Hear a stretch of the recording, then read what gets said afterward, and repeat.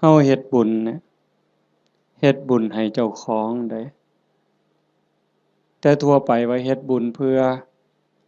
อุทิศไปถึงพ่อแม่พี่น้องปู่ย่าตายายนั่นก็คือความหวังดีความปรารถนาดีที่เฮามีต่อกันแต่ว่าโดยความเป็นจริงนั้นเฮาเฮ็ดบุญให้เจ้าของซะก่อนคันมันเป็นไปตามคำสอนพระพุทธเจ้าบุญเกิดขึ้นมีขึ้นตามเหตุผลถ้าเฮ็ดถูกต้องทำถูกต้องตามคำสอนพระพุทธองค์บุญมันเกิดขึ้นมีขึ้นเฮาก็จังสิสามารถอุทิศไปถึงญาติที่ล่วงลับแม้แต่บางเทื่อเฮาอุทิศไปแล้วญาติผู้ล่วงลับก็บ่แน่ใจว่าสิได้นำเฮาหรือบ่ง่ายปานใดเด้เบิ่งดีๆโยมชีวิตเนี่ยเป็นของอัศจรรย์ชีวิตเป็นของมีค่าแต่ว่าเวลาของชีวิตมันน้อยเฮาอยู่ในโลกนี่สัวคู่สัวยามโลกบ่แม่นของเฮาเด้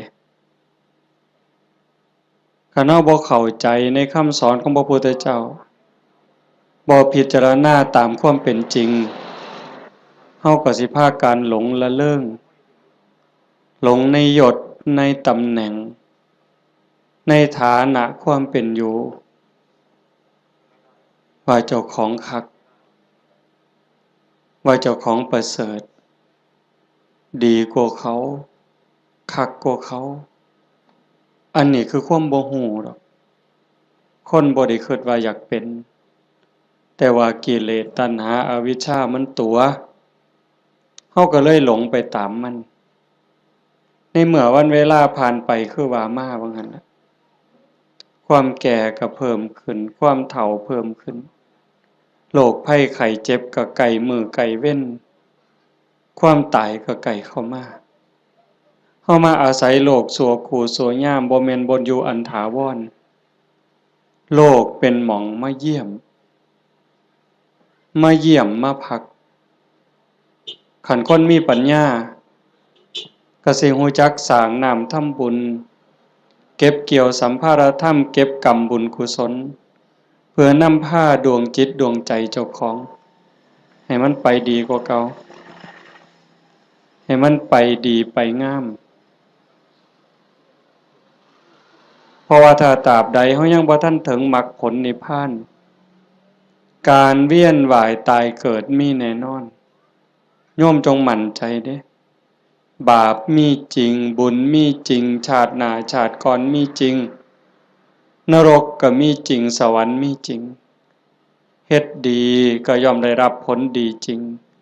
เฮ็ดชั่วก็ย่อมได้รับผลชั่วจริงผู้ที่มีสัมมาทิฏฐิเบื้องต้นจังสี่ก็จังสิพยายาม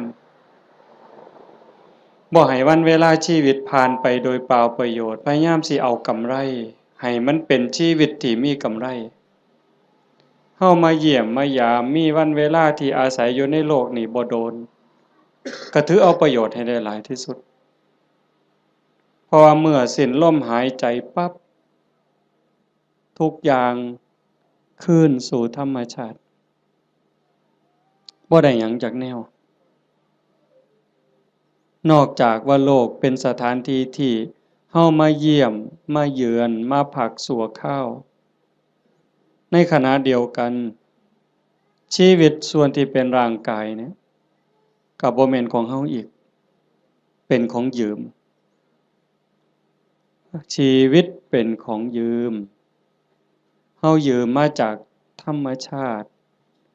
ยืมจากดินจากน้ำจากลมจากไฟก่อกำเนิดเกิดมาเป็นร่างกายหมดเวลาก็ต้องคืนให้เขาดินเอาคืนให้ดินน้ำคืนให้น้ำลมคืนให้ลมไฟคืนให้ไฟแต่ว่าชีวิตส่วนที่เป็นจิตใจจิตวิญญาณก็ต้องเดินทางต่อเดินทางต่อไปในวัฏสงสารไปไสล่ะ บ่ฮู้ไปสู่อบายก็ได้นรกเปรตอสุรกายสัตว์เดรัจฉานผู้ที่สร้างบุญไว้บ่พอคือว่ารักษาจิตไว้บ่ดีก็ย่อมล่วงลงสู่อบายแต่หากผู้ใดตั้งโตอยู่ในความบ่ประมาทคือญาติโยมทั้งหลายนี้เป็นผู้บ่ประมาทในความบ่เฒ่าบ่แก่บ่เจ็บบ่ไข้คิดว่ากูบ่ตายง่ายดอกเฮาบ่คิดบ่ประมาทในความบ่เฒ่าบ่แก่บ่เจ็บบ่ป่วยแล้วก็บ่ประมาทในวันเวลาของชีวิตมันสร้างบุญสร้างกุศลเชื่อว่าบุญกุศลนั้นเป็นที่พึ่งผู้ที่เดินทางสายศีลสายธรรมละบาปบำเพ็ญบุญมันขัดเกลาจิตใจขันมันต้องจากโลกนี้ไปต้องตายลงโอกาสสิไปสู่สุคติไปสู่สวรรค์ไปสู่พรหมมันก็มีสูงแม้นว่าสิกลับมาเกิดเป็นคนอีกถ้ามันบ่ทันถึงพระอริยเจ้าขั้นสูงสุดมันก็ต้องกลับมาในเมื่อดวงจิตดวงวิญญาณมันได้เก็บเกี่ยวเอาบุญกุศลเป็นสมบัติของดวงจิตไว้หลายพอสมควรหลังจากหมดเวลาบนสวรรค์บนพรหมกลับมาเกิดเป็นคนอีกเถือเป็นคนงามรูปร่างหน้าตาผิวพรรณฐานะความเป็นอยู่ก็ดีสติปัญญาเฉลียวฉลาดโรคภัยไข้เจ็บหน่อยอายุยืนอันนี้เป็นเรื่องของบุญบุญเป็นผู้จัดสรรเป็นผู้ดลบันดาลเป็นผู้กำกับบุญนั่นจึงเป็นที่เพิงเป็นมิตรสหายในทุกๆสถานทุกการทุกเวลาแต่ว่าบาปนั้นมันตรงกันข้ามเป็นสิ่งตามหลางตามพรานเป็นสิ่งที่ตามเผาล้นก่อให้เกิดความทุกข์ความเดือดร้อนคือผู้บ่ตั้งใจบ่เชื่อ สร้างบาปสร้างกรรมด้วยกายวาจาใจความคิดก็บ่ถูกต้องคำเว้าก็บ่ถูกต้องการกระทำก็บ่ถูกต้องเฮ็ดอันใดก็หวังเอารัดเอาเปรียบผู้อื่นในชีวิตเป็นอยู่นี่ก็หาความสุขบ่พอมีความทุกข์อยู่เรื่อยมีความเดือดร้อนอยู่เรื่อยจากโลกนี้ไปก็ล่วงลงสู่อบายนรกเปรตอสุรกายสัตว์เดรัจฉานกลับมาเกิดเป็นคนอีกเถื่อทุกข์ลางเทื่อพิการตั้งแต่ในท้องตาบอดแน่หูหนวกแต่เกิดจังซี้แข้งบ่ลาขาบ่เกิงมือบ่ครบเป็นแนวใดโยมว่าพิกลพิการทั้งร่างกายแล้วเกิดในตระกูลที่ยากจนขี้ร้ายพร้อมพิการพร้อมจนพร้อมโรคภัยไข้เจ็บหลายพ้อแต่แนวบ่ดีเดือดร้อนบ่จบบ่สิ้นอันนี้ก็คือบาปเป็นผู้กำกับบาปเป็นผู้แสดงเป็นผู้กำกับการแสดงแล้วก็ส่งผลก่อให้เกิดความทุกข์ความเดือดร้อนผู้บ่ประมาททั้งหลายก็จังพยายามขนขวายในการสร้างบุญแต่มาจังว่าอนุโมทนาสาธุกับญาติโยมโดยเฉพาะเจ้าภาพ จริงๆกับเจ้าภาพทุกคนเจ้าภาพทุกคนที่มาร่วมกันในมื้อนี้เฮาตั้งใจสิเฮ็ดบุญกุศลอุทิศไปถึงโยมพ่อใหญ่ตาโยมแม่ใหญ่พุทธอุทิศแปลว่าให้เฮ็ดบุญหวังสิส่งไปฮอดโยมแม่ใหญ่ตาโยมพ่อใหญ่พุทธบุญรัตน์อันนี้ก็คือเจตนาอันนี้คือความหวังตั้งใจของญาติโยมทุกคนแต่ว่ามันสิเป็นไปดังใจบ่อาตมาเว้าค้างไว้ตั้งแต่ตอนต้นๆลางเทื่อเฮาคิดจังหนึ่งคิดอยากได้จังซี่แต่มันก็บ่แม่นคือใจเฮาคิดหมดคันคือใจเฮาคิดหมดเฮาก็คือสิเป็นเศรษฐีกันซุคนบ่มีผู้ใดอยากทุกข์จากคนบ่มีผู้ใดอยากขี้ร้ายตั้งแต่เลขบ่ทันซื้อก็หวังว่าสิถูกอยู่ บ่ต้องเว้าถึงซื้อแล้วเด้นี่อันนั้นคือความหวัง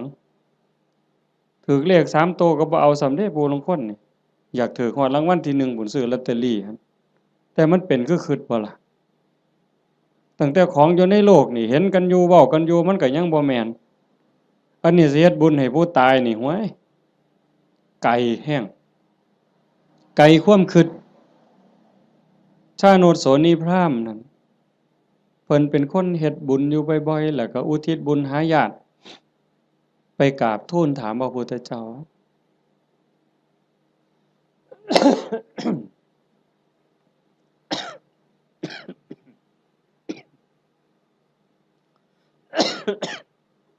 เพิ่นว่าเพิ่นเฮ็ดบุญดูๆเนี่ยอุทิศไปให้ญาติที่ล่วงลับไปญาติได้รับบ่พระพุทธองค์เพิ่นก็ว่ามันบ่แน่นอนดูก่อนพราหมณ์มันแล้วแต่ฐานะคำว่าแล้วแต่ฐานะคือผู้ที่จากไปนั่นเขาไปไสคันเขาไปตกนรกเขาก็บ่ได้รับผลบุญนี้ทันทีนรกเพิ่นบอกว่ามีอยู่457ขุม457ขุมบ่ได้บุญทันทีคันสิได้ก็ในเมื่อรับรู้รับทราบแล้วก็ยินดีอนุโมทนาสาธุนำสิ่งที่เฮาเฮ็ดเฮาทำเขาก็จังสิได้คันไปเกิดเป็นเปรตเปรตมี12ชนิดที่สิได้บุญฉับพลันทันทีก็มีอยู่ชนิดเดียวคือปรัตถตูปชีวีอีก11กลุ่ม11คณะสิได้บุญย้อนก็เมื่อเฮาเฮ็ดถูกต้องและอุทิศไปถึงฮู้เรื่องฮู้ราวอนุโมทนาสาธุนำจังสิได้อสุรกายคือกันสัตว์เดรัจฉานคือกันถ้าไปเกิดเป็นเทวดาเขาก็กินอาหารของเทวดากินบุญเก่าเป็นพรหมคือกันคันมาเกิดเป็นคนยิ่งบ่ฮู้เรื่องบ่ฮู้จักเขาก็สิได้นำเฮาจังใดบัดนี้มันก็บ่ได้อันนี้คือฐานะของผู้ที่จากไปนั่นส่วนหนึ่ง2ผู้เฮ็ดบุญนี่เฮ็ดเป็นบ่เฮ็ดถูกตามคำสอนพระพุทธเจ้าบ่สมมุติว่าญาติเฮาที่ตายจากไปรอคอยส่วนบุญคอยอนุโมทนาเอาบุญนำเฮานี่แต่ว่าผู้เฮาเฮ็ดบุญนี่เฮ็ดเป็นบ่เฮ็ดถูกบ่เฮ็ดแม่นตามคำสอนพระพุทธเจ้าบ่คันบ่ได้เฮ็ดตามคำสอนพระพุทธเจ้าเฮ็ดบุญตามความคิดเฮ็ดบุญตามเขาว่าเฮ็ดบุญตามธรรมเนียมประเพณีมันก็บ่เป็นบุญผู้ท่าคาถาเป่าทุกข์ก็ทุกข์อยู่ส่ำนั้นจังซั่นการเฮ็ดบุญเนี่ยมันจะต้องศึกษาทำความเข้าใจแต่ว่าโยมทั้งหลายโดยเฉพาะผู้เป็นเจ้าภาพโยมแม่ออกสมบูรณ์หลายๆคนเนาะพ่อใหญ่อ่อนแม่ใหญ่สมศรีนางวิภารัตน์นายทวีศักดิ์พ่อใหญ่สง่านางโยมกาญจนาโยมศิริพรโยมกิตติโยมชูชาติโยมสมบูรณ์นายประจวบนางรัตมณีโยมชั่นชัยโยมดวงธิดาโยมพรณภาโยมไกรสอนโยมจันทิราอันนี้ก็ถือว่าเฮาเข้าใจพอสมควรคันเฮาบ่เข้าใจในคำสอนพระพุทธเจ้าบ่ได้ฟังเรื่องบุญบ่ได้ยินเรื่องบุญจนเข้าใจแล้วเฮาก็จะเฮ็ดบุญจังซี่บ่ได้บ่เฮ็ดดอกต้องเฮ็ดอีกอย่างหนึ่งจังซั่นการเฮ็ดบุญมันเป็นการสร้างประโยชน์สูงสุดให้กับชีวิตตนเองในปัจจุบันแล้วก็หวังผลบุญนั่นให้เป็นสิ่งเพิงพาอาศัยได้ในปรโลกเบื้องหน้าเฮาก็จังเฮ็ดในส่วนที่เป็นบุญตามคำสอนพระพุทธเจ้าวางหนึ่งน่ะอาตมามานั่งฟังอยู่ในรถครูบาอาจารย์เพิ่นสิกลับวัดเพิ่นให้พรโยมมีบทหนึ่งตอนท้ายๆปุญญานิปาลโลกัสสมิงปฏิฏฐาโหนติปานินังเพราะเหตุว่าบุญนั้น เป็นที่พึ่งของสัตว์ทั้งหลายในโลกหน้าพร้อมทั้งโลกต่อไปเพิ่นแปลว่าจังซี่ปุญญานิปรโลกัสสมิงปฏิทาโหนติปานินังเพราะเหตุว่าบุญนั้นเป็นที่พึ่งของสัตว์ทั้งหลายในโลกหน้าพร้อมทั้งโลกต่อไปบุญนี่เป็นสื่อของความสุขเป็นสื่อของความดีความงามบุญนำมาซึ่งความสำเร็จนำมาซึ่งความเจริญเฮาได้ดังหวังตั้งใจนี่บุญเป็นผู้กำกับทั้งหมดบุญเป็นสื่อของความสุขความดีความงามนำมาซึ่งความสำเร็จบุญเป็นที่เพิงนอกจากบุญบ่มีอันใดเป็นที่เพิงอันถาวรเด้อโยมคิดเบิ่งดีๆเด้แม่นอยู่ดอกในขณะที่เป็นอยู่เฮาก็แสวงหาหมดนั่นล่ะเข้าของเงินทองชื่อเสียงอำนาจวาสนาบริวารญาติพี่น้องก็เพราะได้เพิงพาอาศัยกันในข้าวที่ยังอยู่แต่โยมพิจารณาเบิ่งดีบ่คนเฮาเพิงพาอาศัยกันได้จริงๆกันในข้าวที่มีศีลมีธรรมในใจเด้ในข้าวที่ทุกคนมีศีลมีธรรมเจือจานอยู่ในใจก็จังเพิงพาอาศัยกันได้คันถ้าศีลธรรมจืดจางไปจากใจแล้วผัวก็เพิงบ่ได้เมียก็เพิงบ่ได้ลูกก็เพิงบ่ได้โยมเปิดโทรทัศน์เบิ่งสิได้ยินเกือบซุมื้อเห็นเกือบซุมื้อผัวฆ่าเมียเมียฆ่าผัวพ่อแม่ฆ่าลูกลูกฆ่าพ่อแม่พี่น้องฆ่ากันหมู่ฆ่ากันผู้บางคนมีเงินหลายๆก็คิดว่าสิอยู่เย็นเป็นสุขบ่เงินนั่นล่ะพาเจ้าของเดือดร้อนนอกจากสิถือเขามาแย่งมาปล้นมาจี้จับไปเรียกค่าไถ่บางเทื่อเห็นว่าเจ้าของมีเงินหลายก็ไปข่มคนอื่นสร้างความเดือดร้อนให้ผู้อื่นก็โดนจับปรับไม้ใส่โทษเมื่อดีบ่ดีเขากู้เขายืมค่าปิดปากค่าล้างหนี้ก็มีเห็นบ่ล่ะมันจังบ่แม่นที่เพิงอันแท้จริง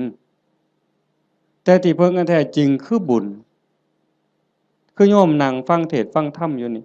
เฮาได้เกิดมาเป็นคนเนี่ยคันบุญบ่หลายมันสิได้เป็นคนบ่เจ้าว่านกหนูปูปีกงัวควายช้างม้าสัตว์เดรัจฉานทั้งหมดคันจะเว้าไปไล่ไปทั้งหมดตั้งแต่สัตว์นรกอเวจีจนถึงภวากพรหมบ่มีผู้ใดที่บ่เคยพ่อเป็นแม่เป็นพี่เป็นน้องอาตมาบ่ได้เว้าเอาเด้พระพุทธเจ้าเว้าเด้ในวัฏฏะสงสารนี้ไม่มีใครเลยที่ไม่เคยเกิดเป็นพ่อเป็นแม่เป็นพี่เป็นน้องเป็นญาติร่วมสายโลหิตไม่มีใครเลยที่ไม่เคยเกิดเป็นสามีภรรยากันมาก่อน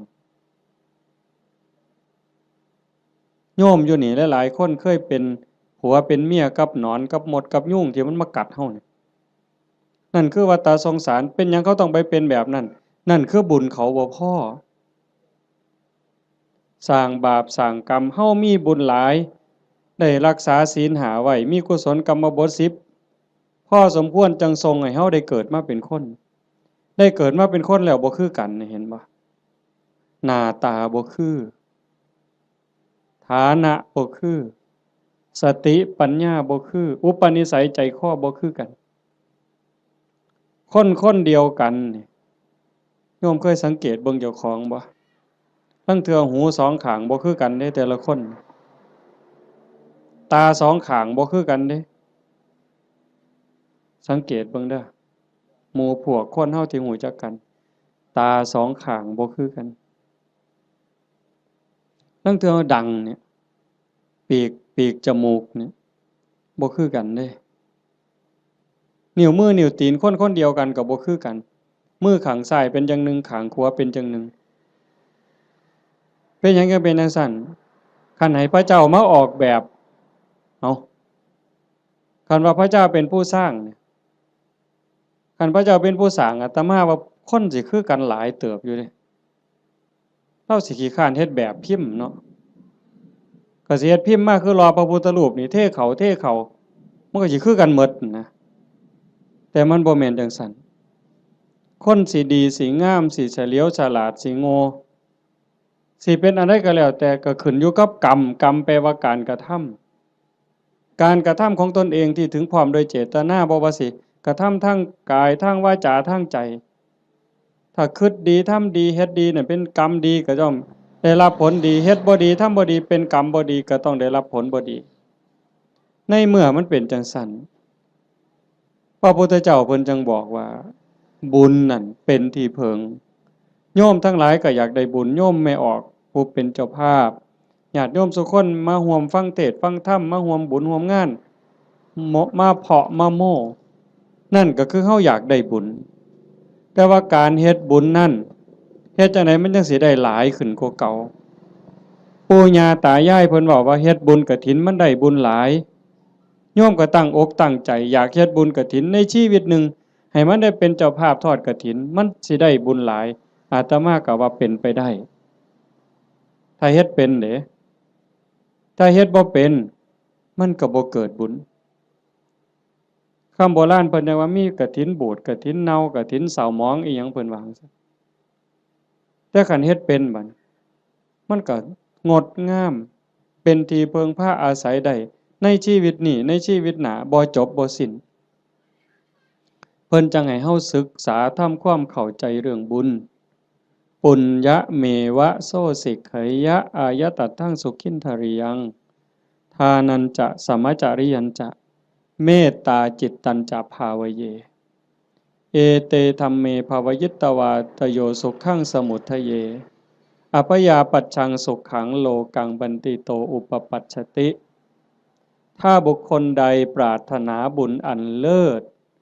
พึงศึกษาทำความเข้าใจเรื่องบุญนั้นให้ดีๆจงเลือกทำบุญชนิดที่มีความสุขเป็นกำไรโยมฟังเข้าใจบ่เนี่ย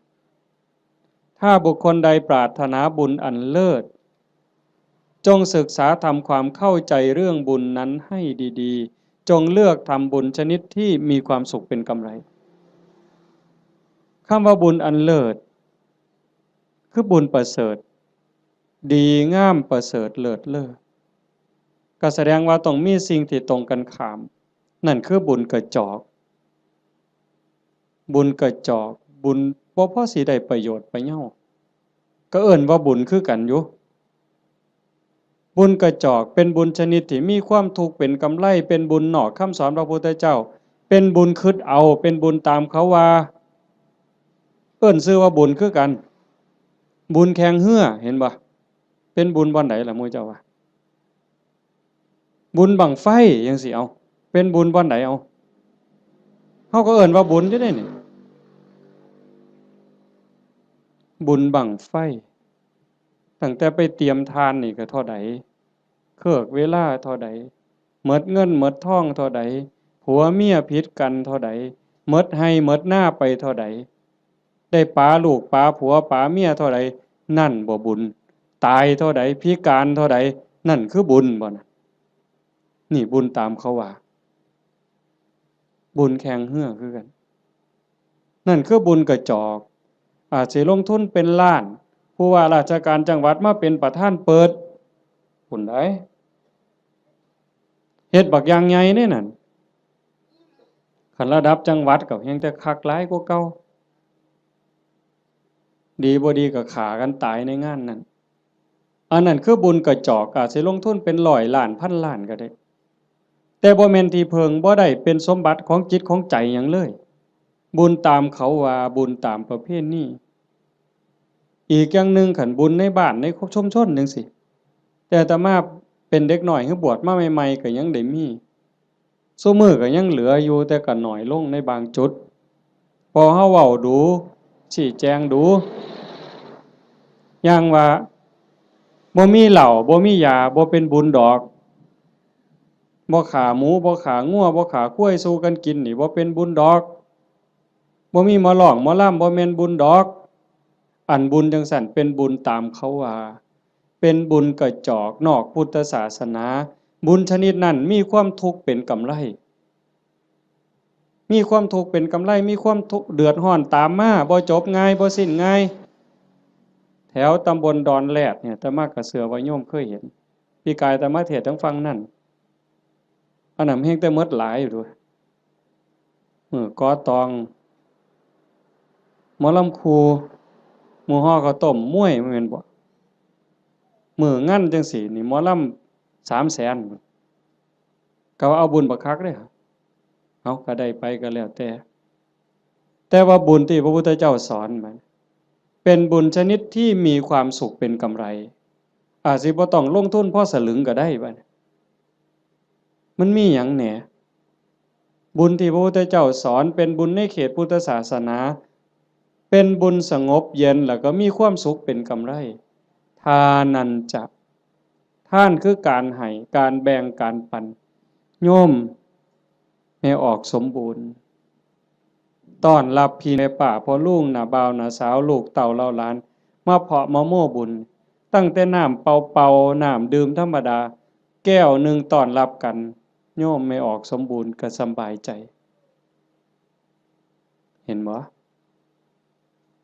ไหว้กันต้อนรับกันทักทายปราศัยเว้ากันดีๆซ้ำนี่ก็เป็นบุญบุญคือความสุข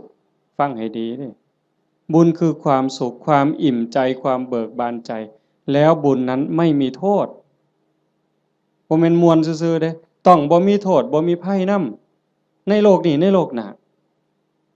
เก็บดอกไม้น่ะมาแต่ข้างหัวใส่พานยกใส่หัวบูชาพระรัตนตรัยความอิ่มใจก็เกิดนั่นบ่ต้องเสียหยังหลายยิ่งคือตอนเพลเฮาได้ถวายเพลยกสำรับกับเขาถวายครูบาอาจารย์ได้ไหว้พระได้รับศีลคันเข้าใจตั้งใจดีๆเกิดความสุขเกิดความอิ่มใจตรงนี้คันญาติพี่น้องเพิ่นอยู่ในฐานะที่สิได้เพิ่นก็ได้คันเฮาเฮ็ดถูกเฮ็ดแม่นนี่เพิ่นต้องได้คันเฮ็ดบ่ถูกบ่แม่นหมด100ล้านพันล้านก็บ่เป็นบุญบ่ได้นำจังว่าทานันจะทานคือการให้การแบ่งการปันตั้งแต่อามิสทานวัตถุทานข้าวน้ำสามปลาโภชนาอาหารปัจจัย4ทั้งหมดที่เฮาถวายกับหมู่สงฆ์ก็แล้วแต่อันนี้มันเกิดความสุขคันยิ่งธรรมทานให้ความรู้ให้ความเข้าใจที่ถูกต้องให้คำแนะนำที่เป็นประโยชน์ในการดำรงชีวิตที่เป็นศีลเป็นธรรมเป็นไปเพื่อความถูกต้องดีงามอันนั้นเป็นธรรมทานอานิสงส์ก็ยิ่งใหญ่กว่าเก่าบัดนี้คันเลยไปฮอดอภัยทานล่ะให้อภัยญาติโยมเคยเป็นอยู่บ่เฮาเครียดให้คนเครียดให้หมู่ก็ตามให้เอื้อยให้อ้ายก็ตามให้พี่ให้น้องก็ตามให้ลูกให้หลานคือให้ลูกไผลูกเขยเฮาเครียดเฮาขมกักไว้ในใจนี่มันทุกข์มันอุกมันอังแต่คันเฮารู้จักให้อภัยปั๊บอโหสิปั๊บมันก็คือกับบงหนองบงเสียนเคยตำมือตำตีนตำแข้งตำขาก็เอาซ้ำมือนี่ล่ะไปเสียนไม้ไผ่นำขอบเตียงขอบหยังมันเตรียมตำมือเข้ามานี่มันก็บ่พอล้มพอตายแต่มันนั่นเดียดเดียดเดียดอยู่เรื่อยบัดเฮาตัดสินใจบงออกเคลียร์เอาหนามนั่นออกเอาเสียนนั่นออกปั๊บโล่งการให้อภัยก็เป็นจังซั่นฝีจังซี่โยมเคยเป็นฝีบ่แต่อาตมาเป็นเด็กน้อยฝีอยู่ก้นอยู่กับโพกโยมไม่ออกเพิ่นกีบักเขียบแหงกับเปลือกบักงิ้วกี้จนมันใหม่ดำๆเอามาผสมกับปูนเขี้ยวหมากเอามาแปะมันดูดจูดจูดจูดปวดแต่มันคือยับออกปืดปืดปืดปืดบ่โดนหัวฝีหลุดปกออกมาเศร้าเจ็บเศร้าปวดทันทีนั่นคือทานเด้นี่อามิสทานก็มีประโยชน์บ่น้อยอานิสงส์บ่น้อย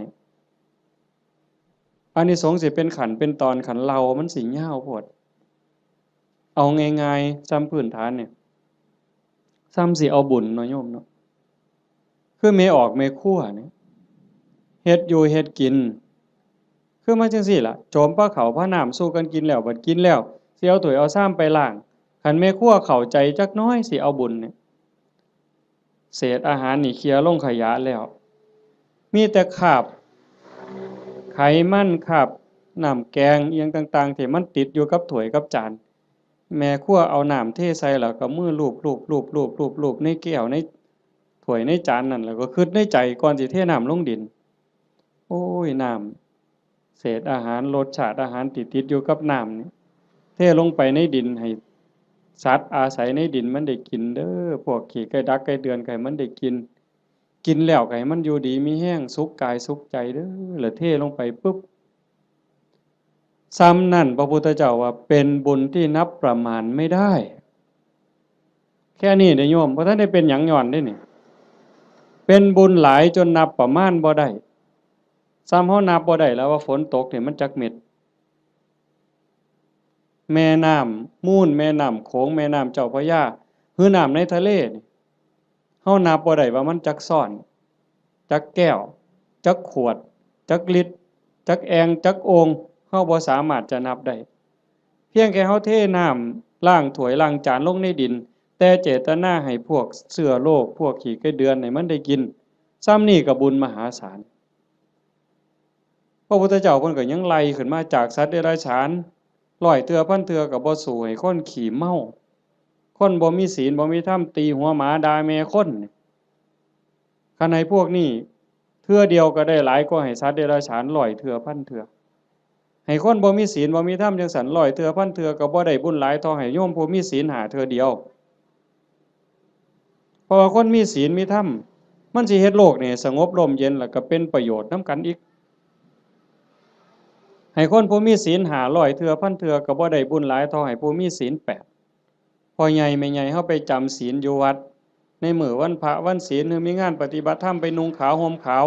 นั่นแหละเป็นเนื้อหน้าบุญผู้ศีล5บริสุทธิ์100เทื่อพันเทื่อก็บ่ได้บุญหลายเท่าให้ผู้มีศีล8เทื่อเดียวให้ผู้มีศีล8 100เทื่อพันเทื่อก็บ่ได้บุญหลายเท่ากับให้เน้นน้อยผู้เดียวได้บัดนี้เน้นน้อยศีล10เด้ให้เน้นน้อยศีล10 100เทื่อพันเทื่อก็บ่ได้บุญหลายเท่ากับให้พระภิกษุศีล227เทื่อเดียวให้ผู้พระภิกษุเนี่ยศีล227 100เทื่อพันเทื่อก็บ่เกิดบุญหลายเท่ากับให้นักบวชนอกศาสนาที่เขาฝึกฝนอบรมบ่มจิตบ่มใจจนข่มราคะความรู้สึกระหว่างเพศขาดสะบั้นลงแล้วไล่ขึ้นมาอีกเป็นเก่าชั้น10ชั้นพุ่นบ่ไล่ดอกจนฮอดพระพุทธเจ้าจนฮอดสงฆ์ที่มีพระพุทธเจ้าเป็นประธานอานิสงส์ก็หลายขึ้นหลายขึ้นให้กับคณะสงฆ์ที่มีพระพุทธเจ้าเป็นประธาน100เทื่อพันเทื่อก็บ่ได้บุญหลายเท่ากับสร้างวิหารกันแดดกันฝนกันลมสร้างวิหาร100หลังพันหลังก็บ่ได้บุญหลายเท่ากับให้ธรรมะเห็นบ่บัดนี้ตัวนี้บ่เสียหยังแล้วเด้บัดบ่สู้ให้ธรรมะเป็นทานให้ความรู้ให้ความเข้าใจอย่างว่าให้ธรรมะเป็นทานก็ได้บุญได้กุศลมาอยู่ได้บุญได้เกิดความร่ำรวยได้เกิดความงามความดีแต่ว่าบางเทื่อมันก็ยังแบกศาลานั่นกูก็สร้างกุฏินี่ก็สร้างโบสถ์ก็สร้างกฐินก็เฮ็ดซุปีคันบ่มีกูนี่บ่ว่าทีเดียวเลยบัดนี้เป็นจังได๋บัดดีบ่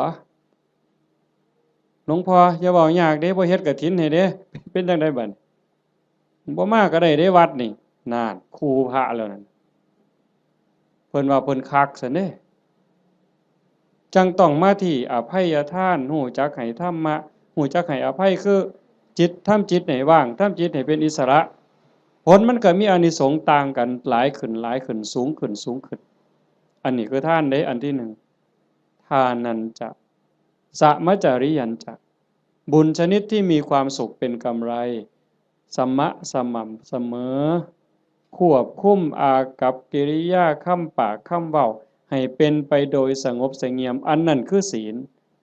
สำรวมวาจาใจให้เรียบร้อยศีลนี่จังมีอานิสงส์หลายเพราะว่าของมาท่านลักมากก็ได้โกงมากก็ได้ปล้นมากก็ได้ฆ่ามากก็ได้บุญหลายแต่มันอาจสิบ่บริสุทธิ์เห็นบ่ศีลบัดเป็นอุบายออกจากการเบียดเบียนตนเองก็บ่เดือดร้อนคันมีศีลเด้คนอื่นก็บ่เดือดร้อนเป็นหยังโยมก็เข้าใจอยู่ศีลข้อที่1เจตนาเป็นเครื่องงดเว้นจากการทำสัตว์ที่มีชีวิตให้ตกร่วงบ่เว้าถึงขาเลยแม้แต่เบียดเบียนเขาหักแข้งหักขาหักปีกเขาก็บ่เฮ็ดให้เขาพรากพ่อพรากแม่พรากลูกก็บ่เฮ็ดมันเป็นทุกข์มันเดือดร้อนคันเฮามีศีลข้อที่1โลกทั้งใบก็สงบบ่มีผู้ใดย้านไผสิทำอันตราย2ทรัพย์ที่ดินที่ดอนเงินทองแก้วแหวนของผู้ใดก็ฮักของผู้ใดก็แพงเขาก็คือเฮาก็คือเขาชีวิตและทรัพย์สินคันเว้าข้อที่1อีกจักหน่อยเนี่ยร่างกายอย่าว่าแต่มาเข็นมาฆ่าเถาะทุบตีก็บ่เอาไปเอามานี่แม่ออกพ่อออกเคยเป็นบ่หมอสิฉีดยาป้องกันโรคป้องกันภัยเขาสิฉีดวัคซีนบ่ให้เฮาเจ็บเฮาป่วยบางเทื่อก็เจ็บบ่ให้เขาฉีดตั้งแต่ไปโรงเรียนนี่คันว่าหมอสิฉีดยามื้ออื่นนี่ห้วยข้อยไข้ลดแล้วข้อยบ่ไปแล้วเห็นบ่นั่นคือชีวิตเขาก็คือเฮาคือเขาทรัพย์สินสมบัติคือกันข้อ3ลูกหลานผัวเมียพี่สาวพี่ชายน้องสาวน้องชายผู้ใดก็คือกันผู้ใดก็ฮักผู้ใดก็หวงญาติพี่น้องของเจ้าของสามีภรรยาลูกหลานเจ้าของคันเฮาเห็นอกเห็นใจกันจังซี่คันบ่ได้แต่งการแต่งงานบ่แม่นว่าเฮาฟังคือตื้นๆเข้าใจกันเผินๆว่าศีลข้อที่3นี่ไม่ให้ล่วงเกินสามีภรรยาคนอื่นจริงๆบ่แม่นแต่ผัวเขาเมียเขาเด้ลูกหลานพี่สาวพี่ชายน้องสาวน้องชายคันบ่ทันได้เข้าพิธีแต่งงานสมรสพ่อแม่เขาบ่ทันอนุญาตเฮาไปล่วงเกินเขาก็ผิดศีลข้อนี้หมดข้อ2เจตนาเป็นเครื่องงดเว้นจากการถือเอาสิ่งของที่เจ้าของเขาไม่ได้ให้สิยักยอก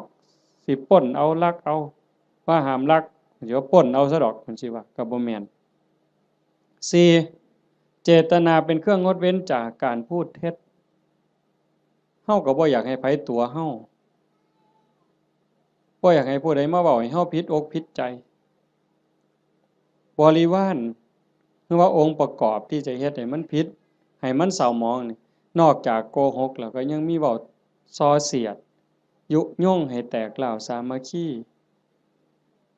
ยุให้ผู้นั้นผิดกับผู้นี้เว้า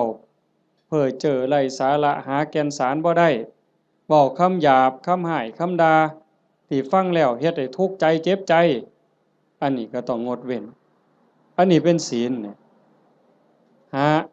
เจตนาเป็นเครื่องงดเว้นจากการดื่มเสพเครื่องดองของเมาเฮาก็สิคิดว่าแต่บ่กินเหล้าอย่างเดียวบ่ให้กินเหล้ายาม่าสูบได้บ่กัญชาเฮโรอีนได้บ่จริงๆเพิ่นมีทั้งสุราทั้งเมลัยทั้งของเมาต่างๆคันเฮาไปเสพไปสูบทั้งอมทั้งดมทั้งเคี้ยวเฮ็ดให้ขาดสติสัมปชัญญะบางเทื่อเป็นบ้าอย่างมันคลั่งยาบ้าจับแม่เจ้าของปาดคอพ่อเจ้าของปาดคอมันดีบ่ใดบัดคันเฮาเฮ็ดได้จังซี่มันก็เป็นเครื่องคุ้มครองบ่เบียดเบียนตนเองบ่เบียดเบียนผู้อื่นความเดือดร้อนก็บ่ต้องเกิดขึ้นในโลกในสังคมอันนี้คือบุญชนิดที่มีความสุขเป็นกำไรที่พุทธเจ้าเพิ่นสอนข้อที่2 3เมตตาจิตตัญจภาวะเยสร้างความหักความแพงความเมตตาความหวังดีต่อกันให้มันหลายขึ้นให้มันเจริญขึ้นอย่างเฮาเฮ็ดสมาธิเบิ่งญาติโยมหลายๆคนท่าทางนี่เฮาเป็นคนวัดคนว่าจำศีลภาวนาไปปฏิบัติธรรมนำครูบาอาจารย์บ่หันบ่นี้ สังเกตเบิ่งบ่เวลาเราเดินจงกรมด้วยความตั้งใจล้อมสติในอารมณ์ปัจจุบันเวลามานั่งสมาธิก็มีสติที่ลมหายใจเข้าออกคัน10นาทีผ่านไป20นาทีผ่านไปคันฮอด30นาทีแฮ่งแต่สุดยอดคันเรามีสติในอารมณ์ปัจจุบันลมหายใจเข้าก็ฮู้ลมหายใจออกก็ฮู้ลมสั้นก็ฮู้ลมยาวก็ฮู้ใจโยมสินิ่งใจนิ่งใจสบายกายเบาจิตเบาความรู้สึกที่เป็นสุขมันจะเกิดขึ้นสมองก็ปลอดโปร่งเบากายเบาใจความคิดอันดีอันงามเกิดขึ้นมาคันมันหลายไปกว่านั้นอีกสงสารคนรู้โตนคนบ่เว้าแต่ว่าคนที่ฮักกันแพงกันเด้แม้แต่คนเป็นคู่กรรมคู่เวรด่าเฮากลั่งแกเฮาเบียดเบียนข่มเหงเฮาก็สิมีความเมตตาให้เขารู้โตนเขาอีกต่างหากเขาเบียดเบียนข่มเหงฆ่าตีเฮานี่สิเอาโทษเอาเรื่องผู้อื่นสิเอาโทษยุให้เอาโทษจับเข้าคุกเข้าตารางปรับไหมใส่โทษเฮาผู้ถูกตีถูกฆ่าหัวล้างข้างแตกแขนหักขาหักบางเทื่อโอ้ยบ่ว่าหยังดอกรู้โตนมันให้อภัยมันซะเห็นบ่คันคนในโลกมีจิตสภาพนี้ล่ะโยมว่ามีใจเป็นจังซี่ล่ะที่โอบอ้อมไปด้วยศีลด้วยธรรมจิตที่ถูกห่อหุ้มด้วยศีลด้วยธรรมด้วยความเมตตาต่อกันโลกมันสิเป็นจังไดโยมว่าที่มันวุ่นวายอยู่จังซี่ย้อนคนขาดศีลขาดธรรมบ่ใส่ใจต่อศีลต่อธรรมก็เลยมีแต่ความเห็นแก่เนื้อแก่ตัวเอาเปรียบแม้กระทั่งเมียเจ้าของบ่ต้องเว้าผู้อื่นเด้เอาเปรียบเมียเจ้าของเอาเปรียบผัวเจ้าของลูกเต้าเอาเปรียบพ่อแม่แน่นอนเลยเลี้ยงมาพาใหญ่ตั้งแต่พูนอุ้มผ้าค่าท้องยากปานใดไม่ออกหูดีบ่ต้องจักถามดอกว่าพ่อแม่สิฮักเฮาส่ำใดห่วงใยเฮาส่ำใดโยมถามเจ้าของฮักลูกแต่มื้อใดยายหึถามจักหน่อยนี่โยมฮักลูกแต่มื้อใดเกิดไสเกิดจากท้องหรือเกิดในท้องบ่ยายว่าเกิดออกจากท้องมาฮักเลย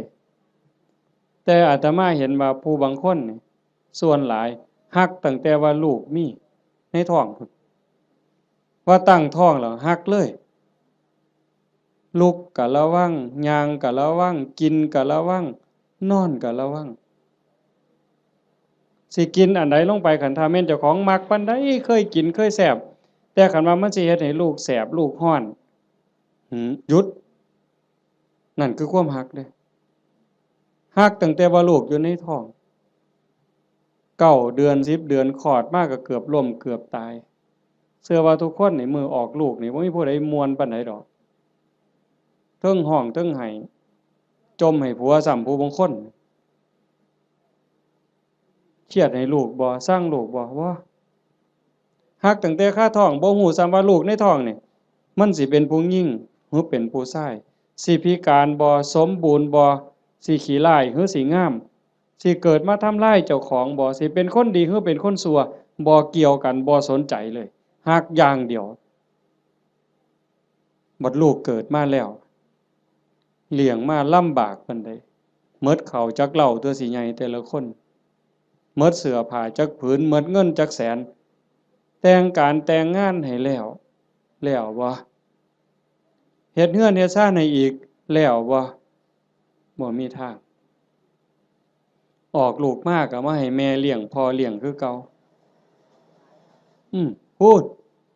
ไปหาซื้อขนมกินอยู่กรุงเทพพอหลานมาให้ยายเลี้ยงแทนที่สิได้ลงวัดลงว่าจังหันจังเพี้ยนบ่ค่าหลานยายบางคนก็พะโล้เด้เอาแต่หลานมาอ้างยากแทนที่สิได้เข้าวัดเข้าว่าเตรียมตัวตายเอาบุญให้หลายๆบ่เอาหลานมาอ้างขี้คร้านไปวัดเงินเดือน500ก็ซื้อขนมจนเกลี้ยงบ่ได้ ว่าเลี้ยงหลานใหญ่แล้วก็สิไข่ดอกเพิ่นหลานใหญ่มันละออกเรียนมาอีกตายเจ้าเสร็จอีกคือเก่าไปบ่รอดเพิ่นว่าเฮ็ดจังได๋บัดนี้สิมาวัดตอนมาอยู่ข้างกำแพงบ่เมื่อเลยมาเทื่อเดียวอยู่เลยเด้อบัดนี้บ่แม่นแนวซั่นบ่เห็นบ่คันเฮาได้พิจารณาอีหลีอีหลอนี่จากทานมาสู่ศีลมาสู่ภาวนาความเมตตาหวังดีต่อกันมันสิเกิดจริงๆการสร้างบุญการเฮ็ดบุญมันมีรายละเอียดหลายโยมตั้งแต่การให้ทานซื่อๆเนี่ยทานอย่างเดียวนี่น้ำขวดเดียวข้าวปั้นเดียวผักเส้นเดียวก็ตามบุญต่างกันอยู่ที่เจตนาคันให้ด้วยความศรัทธาเชื่อในคำสอนของพระพุทธเจ้าบาปมีบุญมีชาติหน้าชาติก่อนมีเชื่อมั่นใจจังซั่นเนี่ยเวลาผลบุญมันออกมาก็ออกผลเฮาสิเป็นคนรวยพร้อมงามพร้อมปัจจุบันก็จิตใจร่ำรวยบุญกิริยามารยาทก็งดงามงามภายนอกงามภายในงามภายในทรงไปสู่ภายนอกเกิดชาติใหม่พบใหม่งามพร้อมรวยพร้อมนี่กันในท่านโดยศรัทธาศรัทธาแปลว่าเชื่อใจหมั่นใจไว้ใจว่างใจ2ให้ท่านด้วยความเคารพในวัตถุทานเคารพในผู้รับทานอาตมาเว้าข้างไปตอนต้นมันแล้วแต่ฐานะที่ชานุโสนิพามถามพระพุทธเจ้ามันแล้วแต่ฐานะมันมีหลายระบบอีกหลายเหลี่ยมอีกผู้รับทานน่ะมีศีลมีธรรมบ่อย่างคือทอดกฐินนี่ครูบาอาจารย์เพิ่นมีศีลมีธรรมได้ฝึกฝนได้อบรมมื้ออื่นเวลาพ่อใหญ่พาไปกล่าวกฐินฮือย่ายผู้เป็นเจ้าภาพอุ้มผ้ากฐินถวายเนี่ยมื้อนั้นอาตมาไปเห็นอยู่วัดหนึ่งเพิ่นนิมนต์ไปรับนำเพิ่นเขียนคำถวายให้เจ้าภาพนี่อุ้มผ้าไตรจีวรตั้งนะโมแล้วก็พาหมู่ว่าอิมังพันเตกฐินะจีวรทุตสังอาตมาก็เหลียวเบิ่งหน้าเจ้าภาพก็คิดเบิ่งใจเจ้าภาพคิดเบิ่งใจญาติโยมอีกหลายๆคนโยมว่าเป็นตาอ่อนซ่อนบ่ในชีวิตหนึ่งเฮาได้อุ้มผ้าไตรจีวรกล่าวถวายสังฆทานถวายผ้ากฐินว่าเป็นบุญใหญ่เป็นบุญสุดยอดนี่มันสิเป็นความภูมิใจสิเป็นบุญปานใดโยมว่าคิดเบิ่งเด้อยายชีวิตหนึ่งนี่เฮาให้ได้เฮ็ดคันบ่ได้เฮ็ดกองใหญ่เป็นเรื่องเป็นราวคือเพิ่นกลับไปห่วมเพิ่นเฮ็ดได้อันนี้คือสิ่งที่ได้เด้บุญเนี่ยติดตามไปในโลกนี้โลกหน้าหน้ามีไผได้เฮามาอาศัยโลกชั่วคราวบ่แม่นของเจ้าของดินนี่สิว่าของเฮาซั่นบ่หน้านี่สิว่าซื้อเจ้าของในโฉนดสิภูมิใจซั่นบ่มันสิภูมิใจจักมื้อจักหน่อยเขาก็เปลี่ยนเป็นชื่อผู้อื่นล่ะเฮ้ยอยู่ในทะเบียนบ้านมันเจ้าสิสถานะเจ้าบ้านนี่ชื่อขึ้นก้อนหมู่นั่นสถานะเจ้าบ้านน่ะจะร้องตายมึงติพอ24ชั่วโมงยังเขามาทับตาแดงใส่ปรับหล่นตายว่าซั่นว่าเจ้าบ้านเจ้าบ่ต้องไปไสเด้อเจ้าอยู่หั่นเด้คันแม่นเจ้าบ้านอีหลีนั่นต้องเป็นเจ้าของอยู่ตลอดมันบ่แม่นหน้าก็บ่ได้สวนก็บ่ได้รถก็บ่ได้บ่ได้หยังจักอย่างแนวใดคือบุญนี่แนวใดเพิ่นจังว่าต้องทำความเข้าใจอีหยังให้มันหลายๆทานก็เฮาให้ด้วยความศรัทธาให้ด้วยความเคารพในผู้รับทานครูบาอาจารย์เป็นผู้มีศีลมีธรรมผู้รับทานเป็นหมู่สงฆ์เฮาถวายข้าวสงฆ์เจ้าของเองก็เป็นผู้บริสุทธิ์ย้อนหยังสะอาดย้อนหยังย้อนศีลก่อนสิทำบุญให้ทานถวายจังต่างๆเพิ่นจังให้เฮาสามารถทานศีล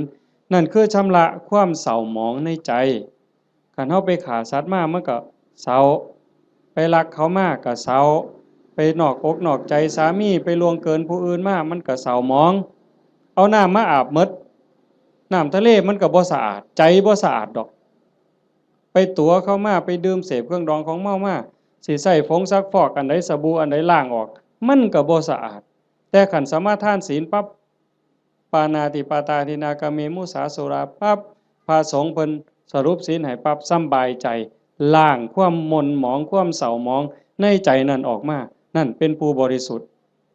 นี่เด้มันสิเกิดภละอานิสงส์หลายมันแล้วแต่ฐานะสิเกิดบุญจังไดนี่หนึ่งผู้ให้บริสุทธิ์สองวัตถุที่มาทำบุญก็บริสุทธิ์สามผู้รับก็บริสุทธิ์ผ่ากฐินมาทอดกฐินนี่มันสิบริสุทธิ์บ่เป็นกฐินเนากฐินบูดกฐินเศร้าหมองบ่ผ่านั่นบ่ได้ลักไผมา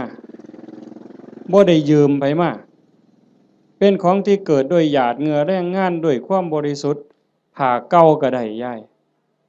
ผ่าเก่าก็ได้กลางเก่ากลางใหม่ก็ได้ผ่าใหม่ก็ได้ผ่าบางสุกุลก็ได้ไปเก็บมาแต่กองขยะพุ่นก็เป็นกฐินได้ไปเก็บมาจากกองขยะสีกได้เถอะค่ะท่อนละซ้ำฝ่ามือทำศอกซ้ำแขนมาหยิบต่อกันเฮ็ดผ้าสบงได้ผืนหนึ่งเก่าๆก็ได้แต่ว่าเป็นกรรมสิทธิ์โดยชอบธรรมโดยความถูกธรรมนั่นคือวัตถุท่านที่บริสุทธิ์บุญกุศลมหาศาลแล้วก็ประกอบกับเจตนาอีกก่อนให้นี่มีศรัทธาบ่ตั้งใจไว้ดีบ่คันมีความศรัทธามีความเหลื่อมใสของนั้นแม้นมันสิน้อยสิราคาหลายปานใดพักเครื่องเส้นแต่ก่อนให้มีความศรัทธามีความตั้งใจสักกจังทานังเทติให้ท่านด้วยความเคารพด้วยความศรัทธาเนี่ยของนั้นมันสิมีค่ามีราคาหน่อยเฮาตั้งอกตั้งใจถวายพระพุทธเจ้าว่าบุญบ่น้อยของได้มาด้วยความชอบธรรมได้มาแล้วโดยธรรมเป็นของบริสุทธิ์ก่อนให้ก็มีศรัทธามีความเหลื่อมใสในขณะที่หยิบยื่นให้ทรงให้ยกประเคนก็ภูมิใจดีใจให้ไปแล้วหลังให้ก็มีความปีติยินดีคิดพ่อย่ามใดก็สุขใจอิ่มใจภูมิใจจนน้ำตาหลั่งน้ำตาไหลบุญจะเกิดอันนี้คือฐานะที่เฮ็ดให้บุญมันมีพลังสามให้ท่านตามการกฐินนี่ก็ประยุกต์เข้ามาในหันเพราะว่าวัดหนึ่งรับได้เทื่อเดียวในรอบปีเดือนเดียวเท่านั้นคันมือร้อยกระทงไปแล้วสิมีเงิน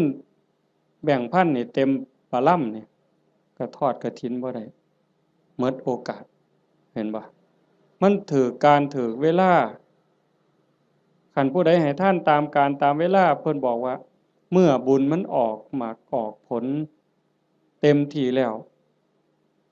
ตกทุกข์ได้ยากลำบากลำบนบ่อนใดอยู่ไสก็ตามสิมีคนซอยเหลือแม่นเว้ากันบ่ฮู้เรื่องก็สิมีคนซอยคันบ่มีผู้ซอยอยู่บ่อยู่ก็ถูกเลขบ่อยากถูกก็ถูกเฮาสิได้ยินอยู่เรื่อยพวกถูกลอตเตอรี่ถูกแจ็คพอตบางเทื่อก็แม่ค้าขายผักบางเทื่อก็3ล้อบางเทื่อก็คนกวาดถนนพวกเรานี่บ่ได้ซื้อประจำดอกกวาดถนนไปเข็นผักไปรู้ตนเห็นคนตาบอดเห็นคนพิการที่มาขายลอตเตอรี่เฮามีใจรู้ตนนี่คนทุกข์นี่จะรู้ตนกันบางเทื่อก็บ่อยากได้บ่อยากซื้อแต่ว่าเพราะอยากอุดหนุนเขาหยิบให้แน่บ่เบิ่งฮอดตัวเลขซื้อมาแล้วก็ใส่กระเป๋าไว้บ่หัวซ่าเลขออกไปแล้ว2มื้อ3มื้อจังมาคิดพ้อตรวจเบิ่งก่อนนะนั่งว่างๆตรวจเบิ่งถูกซ้ำนี่เป็นผลบุญจากการให้ท่านตามการตามสมัยคือกฐินจังซี่อันนึงคนตกรถตกเรือบ่มีค่ารถจังซี่ลูกกำพร้าคนด้อยโอกาสจังซี่คนถูกไฟไหม้บ้านน้ำท่วมนาหนาวบ่มีเสื้อผ้าห่มเฮาซอยเหลือในข้าวที่คนอื่นเดือดร้อนนี่มันเป็นการละทานผลบุญเกิดเฮาสิได้